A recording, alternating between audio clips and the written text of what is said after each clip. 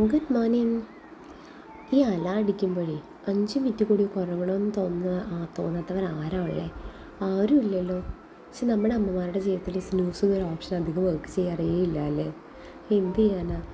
രാവിലെ എഴുന്നേറ്റ് മോനെ സ്കൂളിൽ വിടണം, വീട് നോക്കണം, അതിനിടയിൽ സ്വന്തമായിട്ടൊരു ചായ പോലും ചൂടോടെ കുടിക്കാൻ സമയം കിട്ടിയ അത് വലിയ കാര്യം തന്നെയല്ലേ. അതൊരു സെക്കൻഡ് ബേബി കൂടെ ഉണ്ടാകുമ്പോഴായിരിക്കും അതിൻ്റെ ശരിക്കുള്ളത് അറിയുന്നത്. ഇതൊരു നോർമൽ ഡേ ആണ് കേട്ടോ.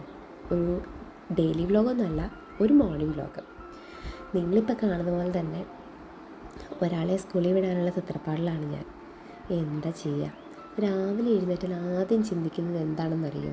എന്താണ് ബ്രേക്ക്ഫാസ്റ്റ് ഉണ്ടാക്കുന്നത്. ഇന്ന് പ്രത്യേകിച്ച് പ്ലാനൊന്നും ഉണ്ടായിരുന്നില്ല. രാവിലെ എഴുന്നേറ്റ് കുറേ നേരം ഫ്രിഡ്ജിൻ്റെ മുകളിൽ ഇപ്പോൾ ആലോചിച്ച് നിന്നു.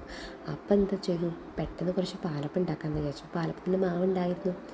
അതുപോലെ തന്നെ നല്ല പാലപ്പം ഉണ്ടാക്കി അവന് ടിഫിനും ആയല്ലോ. അപ്പോൾ ഇന്നലെ രാത്രി ഡിന്നറിന് ഉണ്ടാക്കി ചിക്കൻ സ്റ്റൂ കുറച്ച് ബാക്കി ഉണ്ടായിരുന്നു. അപ്പോൾ എന്ത് ചെയ്തു, അപ്പോൾ അവന് ടിഫിൻ ബോക്സിലേക്ക് എൻ്റെ പാലപ്പവും കുറച്ച് ചിക്കൻ സ്റ്റൂ കൂടെ ഉണ്ടാക്കി സെറ്റാക്കി. പിന്നെ എൻ്റെ വേറൊരു കാര്യം കിട്ടിയിട്ടുണ്ടല്ലോ അല്ലേ, സ്നാക്സ്. ഇന്നത്തെ സ്നാക്സ് അധികം കഷ്ടപ്പെടാൻ തോന്നിയൊന്നുമില്ല. വീട്ടിലുണ്ടായിരുന്ന ഫ്രൂട്ട്സ് തന്നെ കട്ട് ചെയ്തു. അതൊക്കെ പിന്നെ പൊമഗ്രാനേറ്റ് ഉണ്ടായിരുന്നു, അതവന് ഇഷ്ടമാണ്. അപ്പം ഞാൻ പൊമഗ്രാനേറ്റൊക്കെ വലിയ സ്റ്റൈലാക്കി കട്ട് ചെയ്യാൻ വേണ്ടി വിചാരിച്ചത്, അപ്പോൾ കയ്യിൽ നിന്ന് സ്ലിപ്പായിപ്പോയി.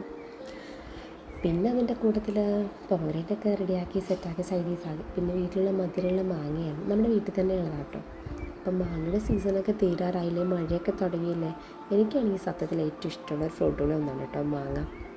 അതുപോലെ തന്നെ അവനും ഭയങ്കര ഇഷ്ടമാണ്. ഇനിയിപ്പോൾ അടുത്ത സീസൺ വരെ അതും കാത്തിരിക്കണം. അപ്പോഴേക്കും മോനെ വിളിച്ച് റെഡിയാകാനുള്ള സമയമായി. എല്ലാ ദിവസവും ഒരുപോലെ ഒന്നും അല്ല കേട്ടോ. ചില ദിവസങ്ങളിൽ ഭയങ്കര ഡ്രാമയാണ്. പക്ഷെ ഇന്നെന്തോ ഭാഗ്യത്തിന് വലിയ പ്രശ്നങ്ങളൊന്നും ഇല്ലാതെ അവൻ എഴുന്നേറ്റ് റെഡിയായി.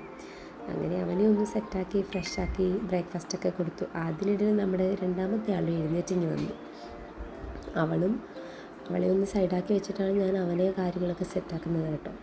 അപ്പോൾ അവന് ബ്രേക്ക്ഫാസ്റ്റ് കൊടുത്തതിനിടയ്ക്ക് അവളും വന്നു. അപ്പോൾ അവളുടെ ഇരിപ്പ് കണ്ടു കഴിഞ്ഞാൽ അവളിപ്പോൾ ഫുള്ള് തിന്ന് തീർക്കുന്ന പോലെ, പക്ഷെ ഒന്നും കഴിക്കത്തില്ല.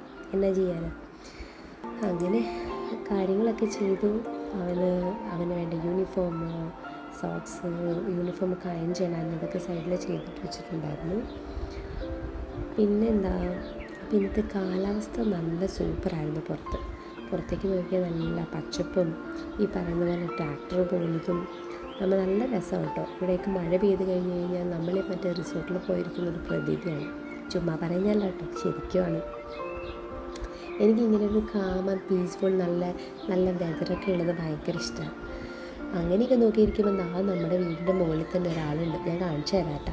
കണ്ടാ, നാട്ടിപ്പുള്ളിട്ട് ഡാൻസൊക്കെ കളിച്ച് ആളും വെതറൊക്കെ ഇങ്ങനെ ആസ്വദിച്ചിരിക്കുകയാണ്.